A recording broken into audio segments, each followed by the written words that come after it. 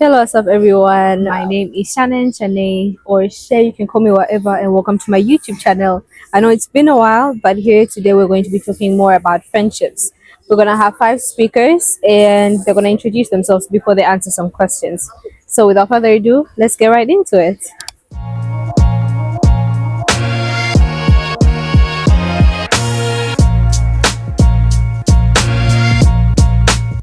So, the first question to our first speaker is, what does true sisterhood look like to you?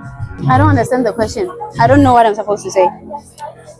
Okay, basically, it's a question that is asking you to define what healthy female friendships mean to you, and how does it look like, basically.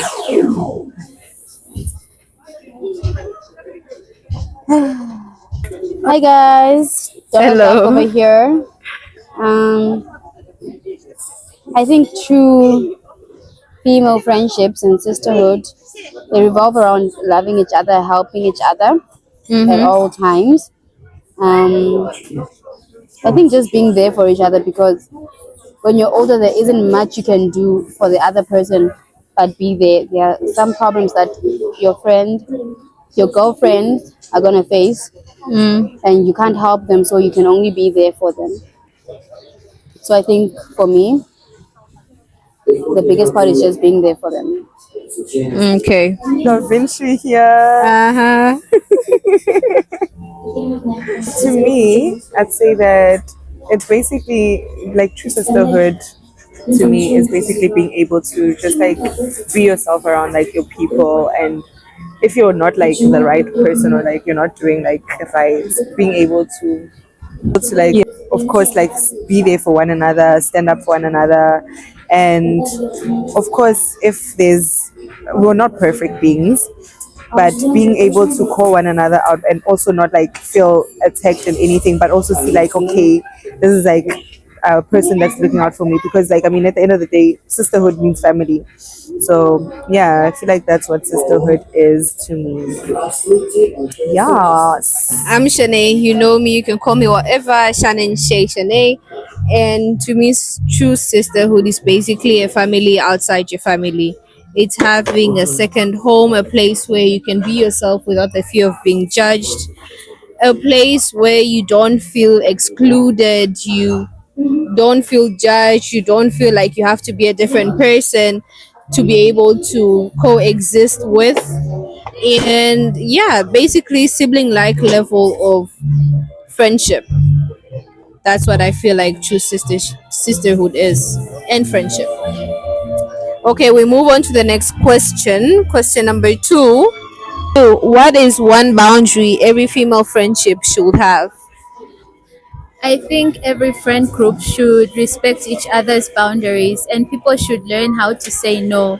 And when a person says no, the other friends should actually understand. I think friendship boundaries start off with respect, because if I respect you, then I will love you in a certain way. And yeah, this question is a bit, I don't know, friendship boundaries. If I love you, I'll respect you. If I love you, I will love you the way that you want to be loved. Yeah. Okay, so I think boundaries in friendships is basically us knowing, like you have to know what your friend doesn't like and not do it, because the same thing you have to apply, you might apply different things to different people. You might not have to apply the same rules to the second person as you would to the first one. And it's more emotional, so you just respect their emotions. Some people are more emotional, some people are less emotional. So I think you build your boundaries based on that person.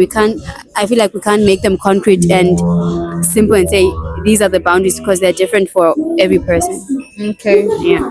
Okay, I agree with what everyone says, and on my part, I feel like with any female friendship, communication is key. Communication in any relationship is actually key. I feel like that's one boundary that should not be missed. No matter the person, it's just that the way you communicate with different people will be different. But communication, clear communication, once boundaries are set, once there's respect, as the second speaker said, I feel like that is the one thing that will keep any relationship or any friendship going and moving in a better pace and like healthy relationship. Okay, the Yeah. third question is, have you ever had to choose between protecting a friendship and protecting your peace? Huh. Protecting a friendship and your peace. Interesting. Have I? After answer yes or no, what do you say? In that aspect of if you answer yes or no, if you talk about like, is there a situation where you had to let go, or maybe there was distance, or in terms of forgiveness, or maybe you grew apart, like was there a point in time where you had to choose your peace over friendship or a friendship over peace? So, I think I have, to be honest. It's not a matter of I had to, but I chose to. Yeah, I have. And yeah, well, I chose to protect the friendship, and my peace was gone out the window. But hey, what can we say? We live once. Do you think it was healthy to choose your friendship over your peace? Most definitely not. Never do that ever.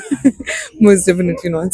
Okay. Continue. Yes, I have been in that situation so many times. There are times where I chose my own peace, and other times I chose my friendship. But we learn from our mistakes. So what was the mistake? Your peace or the friendship? Choosing, it depends with the situation. There were times where it was better to choose the friendship over my own peace, Mm-hmm. but nah, it's better to choose my own peace. Okay. I was about to lie. Protecting your friendship or protecting your peace? Protecting my peace, because I have protected my friendships before, but it never ends well because you end up having to compromise yourself to keep the friendship going. And I also believe that most time friendship breakups happen because we don't tell each other the things that we don't like, so we end up keeping it in our hearts instead of just, Building this is what you resentment, did and basically. I didn't like it. So keeping the peace sometimes does more bad to the friendship than it does any good. Yeah. Okay. I think that most of the time I tend to protect the friendship over peace. Over your own peace. Yeah, over my own peace. Of course, this is something I'm trying to unlearn, and something for most of us to unlearn as well. Yeah. Because, like the third speaker said, it never ends well. Yeah. Yeah. Question 4 is, how should friendships change or not change when one friend gets into a relationship? Um, I don't think there should be any change. What do you guys think? I don't think there is anything that has to change. Yeah, same. Yeah, same. I honestly also think like there shouldn't be any change. Because I mean, like, how? Why are you switching up? Why are you switching up? Because if the friendship was healthy, why should it change? Unless it was toxic, or maybe unless this person just becomes a whole different person when they are with a male being, Yeah, real, like male centered people. real. Okay, I think it depends. I think it will change somehow. Like the dynamic will change, but the way you see your friend or how you value your friend should never change. For instance, I don't think you'll spend as much time with your friend as you used to anymore. Or let's say every day you used to come home and let's say every day you used to come home and call your friend, Yeah. and you guys would talk for 3 hours. Of course, now that 3 hours is gonna be cut to 1.5 hours because you need to spend another 3 hours or another 1.5 hours with Bay now. Yeah. So I don't think it should completely change, but there should be a A difference. healthy balance, Yes. basically. Yeah. Talking about the talking, do you think every friendship should have that thing of we should talk for 3 5 hours No, every No. day, 3 hours? I don't think that talking to your friends or how much you talk to your friend determines how close you are to them. Yeah. There's people you meet and you connect with them and you'll talk. Yeah. And there'll be those type of people that you can talk to for hours, but it doesn't mean Anything. it doesn't mean you guys are close. Yeah. Maybe you just have more things in common. And sometimes your best friends aren't the people you have the most things in common with. True. But it's about your values and how you love each other and how you take care of each other. Okay. Okay. I don't Any think there should be any change. No, because it's just an addition.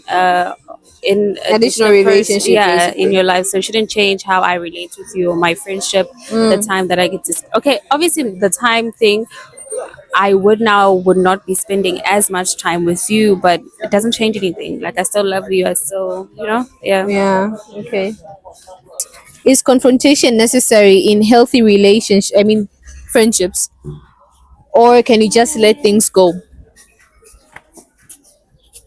Yes, confrontation is necessary, In what ways? especially when someone is wrong. Mm. Mm-hmm.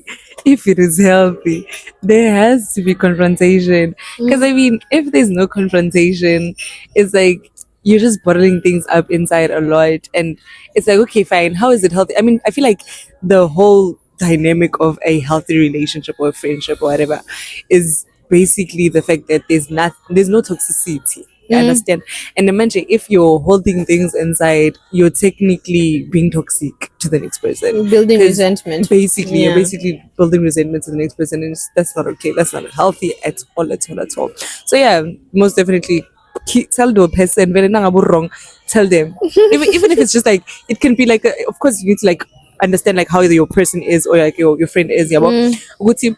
You don't know. It's okay. Now, is it a thing of this person? Am I supposed to sit them down, or Mm. is it a thing of I'm just gonna tell them in passing and then we move on? Yeah, well, Yeah. those type of things. But like, it's you need to understand like how you guys communicate, and then communicate it to the next person. That's bottom line. Communicate it.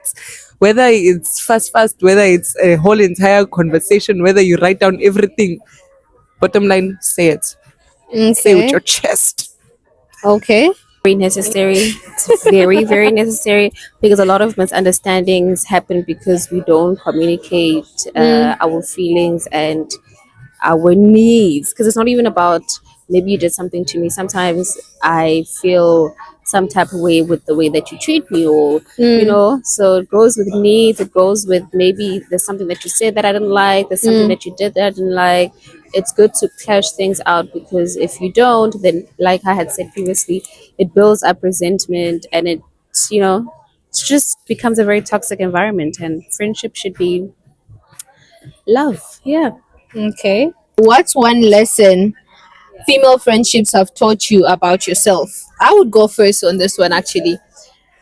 I have been taught a lot. So if I'm to choose one lesson is to love myself, like to actually love myself. In the aspect of I have always been the type of person who gives grace beyond measures. At this point I feel like I don't know, Jesus' cousin with the grace that I'm giving some in some situation. But self-love is something that I've learned deeply. And in terms also of communication, we've just come from the question ways confrontation necessary. With me, I'd always be the type to confront, but there's some situations where confrontation is not necessary like that. Like we can just switch it off and continue in that situation. So I've learned to love myself more than I love my friends, because if I was to give myself the same love that I gave my friends, I'd actually be very far. Okay, Nice. so what do you think? Nice. No, that's proper. That's proper. Personally, personally, I feel like what I've learned is I feel like also backing on what you said, communication, like ways to communicate. Because yes, I mean, I feel like I'm a very confrontational person as well, and me, I'll tell you as it is, and I don't care how you take it, you know.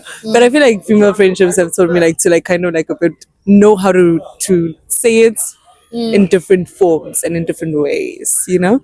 And then I think another thing, female friendships have taught me how to be a girl. Yeah, I feel like they've taught me how to be a girl. Because yeah, I feel like I'm entering a bit more and more into my feminine energy, and yeah, and then of course other things, but yeah, mostly I think those are the two things that I can say female friendships have taught me. Yeah. Okay. What do you think? I think that female friendships have and are teaching me Mm-hmm. that it is possible to love other females Mm. like they're your sisters. Yeah. It's usually easier to love your own sisters Yeah. because you can argue with your sister 1 minute and the next minute everything You're is okay laughing, yeah. and you don't care. Mm. But with female friendships, it's like they're another person. They're from another family. Yeah. So I'm learning to not even learning, but it happened on its own Mm. to love other people like they're my family. Okay. Yeah, and to what else? It's teaching me patience. Patience. Yeah. Patience. Okay. I think friendship has taught me how to communicate with other people Mm. and also patience. It has Mm. taught me patience. Heavy on patience. To accept people as they are. Yeah, it has taught me to just accept people as they are, Mm. to not try to get people to be how you are. Yeah, to not get people to be how you are, just accept people as they are, and also to let go. The friendships have taught me to let go because I would call myself Clingy. yeah, I'm very clingy. I'm Yeah. very clingy. So I stay I used to stay in situations way more than I should. So now Yeah. I'm able to sort of let go and cut my losses and just be okay with it. Yeah. Okay. So, question 7 says, what makes you feel emotionally safe with another woman? I think I feel emotionally safe with another woman when I talk to someone who can relate, one, but someone who listens, Mm-hmm. and I think someone who's not quick to answer. Mm. Sometimes it's difficult talking to someone who's just listening and not saying anything Yeah. because you don't know what they're really thinking. Yeah. You're unlearning that. But, Them calling people out here. but yeah, basically that someone who will validate your feelings. Okay. Yeah. I think someone who listens when you're trying to speak to them and a person who is not quick to judge. Mm. I think a person who is emotionally mature. Mm. Yeah. Um, someone that I can trust, someone that I can uh, be sure that they won't take my business elsewhere, someone that I can rely on, someone I can just be there with, I guess, yeah, without judgment. Mm. Someone who will give me advice because as people we won't always get things correct. Someone who will call me to order, Yeah. but in a loving way, I guess. Yeah. Okay. Uh-huh. Okay, I think also someone who won't make you, or woman, not someone, but woman who won't make you feel like you're crazy for being emotional, or don't who won't make you feel like you're gossiping for saying something. Don't make me feel like I'm gossiping for saying something. Sometimes allow me to be and say things Yeah. how they are Yeah. about something, about someone, whatever. Yeah. But allow me be. Don't make me feel like I'm saying something wrong. Yeah. Yeah. But what is gossip even? Like, can somebody define gossip? Like, what is gossip? I feel like gossip is okay. I feel like personally, I feel like gossip is basically when you're okay, if you're taking something from someone Mm-hmm. and taking it somewhere else, whereby the person that you're taking their business Yeah. is not around. That's one can be gossip. I feel like gossip can have different forms. Another form I feel like it can be if you're talking like about someone, something that you should be telling them, but you're telling someone else. You understand? Like, yeah, I feel like that's also gossip. Yeah, of course. But then if it's like a thing of I'm telling someone else about someone else, but it's more based on how I feel and it's more based about me, that's not gossip. But then Okay. if it's like, I should be telling this person this, but then I'm telling you instead. Yeah. I'm for. What if they're looking for a second opinion? Then it's not gossip. So 'Cause it's like you're gossip once the person that you're talking about knows nothing Yeah. about it. Yeah. Or, for example, is their business being taken someplace else where it does not belong? That is That's what I gossip. think. Yeah. Okay, you can answer the question while you're at it. Okay. What makes you feel emotionally safe with another woman? What makes me emotionally safe with another woman? Mm-hmm.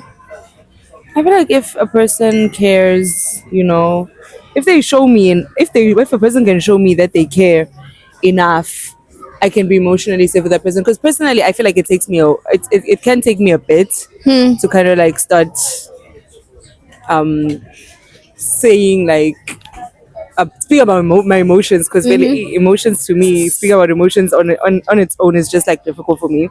So I feel like it's if a person can show me that they care for me, like proper, yeah, it leads to me being able to open up, and yeah, Okay. and of course if I can trust them, because hey, trust is big, yo, trust is big. Okay. Yeah, it's also a big part of it. Well, on my side, I feel like consistency and support. Like when somebody is showing up consistently for me and supporting me along the way, no judgment. Like I feel energy changes. I feel like maybe I'm so good at leaning on somebody's body language to an extent. I feel like it's more, we call it energy, but mostly you're paying attention to somebody's body language. It reaches a point where I'm like, nah, I'm not safe here. Like when I feel the need to pretend to fit in, that is when I feel I'm not safe. If I do not feel that need to pretend to fit in or to wear a certain different mask to fit in, then that to me is safety. And also reciprocity, I it takes me a long way in terms of any type of relationship. Reciprocity is a big thing for me to feel safe, because I know honestly I would like, if somebody was to mirror me, I would like what I see, Yeah. because I like to do to other people what I would like them to do to me. So reciprocity with me takes me a long way in terms of friendship, relationship, trust, because I be yapping. I be yapping a lot, and sometimes I overshare, so I should trust you enough to be yapping with you the entire time. Yeah. Yeah, that's my emotional safety, honestly, and no judgment, because I can be very out of pocket. Yeah. So, in conclusion to the talk that I had with my girlies just the other time, I feel like the conversation was very much needed because we've been trying to explore female friendships, and most of the time it's like, oh, I can't be friends with girls because 1, 2, 3, 4, 5. But I feel like the most healthiest relationship that you can have are with a fellow women, especially because you guys understand the troubles that we go through in this world, in the society, and yeah, honestly, you should be another woman's safe space. And that is it for this conversation. I hope you all enjoyed. Excuse the noise, we're in quite a noisy area. I tried to minimize the noise, but it was to no avail. So thank you so much for tuning in. And next up is a vlog. Get ready, because as you can see, I'm on vacation, baby. Bye.